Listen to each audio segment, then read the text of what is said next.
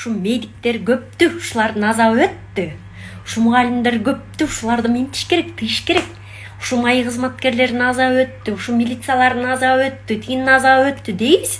А бирок жанагындай апатта, коронавирус учурунда алардын кандай керек экендигин ошондо сезебиз. Мына көздүн агы менен айланып өлүп кала жаздадык го. Өлө керек болду го.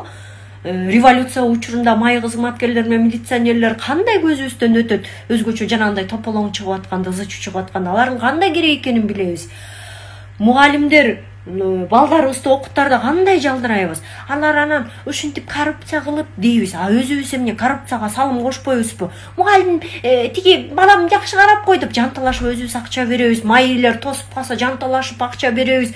Милицияларга жанталашып ишин бүтсүн деп акча беребиз. Соттор мен немеме чечип кой деп анан жанталашып акча беребиз да анан түштөн кийин акыйкатсыздык деп ыйлайбыз. Балким күнөөнү жеке эле аларга кое бербей өзүбүздөн дагы издеп көрбөйлүкпү? Кандай дейсиңер, алар очойгон айлык алып, минтип жыргап, тиш чукуп жатса, анан ошондой былжыраган иш кылса, анан күнөөлөсөк кандай дейбиз? Алардын да бала бакырасы бардыр. Биз деген баягы бир жалбырактан, баягы бир бактын жалбырагы чирип атса, жалбырактарына сөз тийгизип, жалбырактарын үзүп коюш керек дейбиз. А биз тамырына барбай атпайбызбы? Эмнеге алар ошондой кадамга барып атат деген суроону берип көрбөйлүбү? Кандай дейсиңер?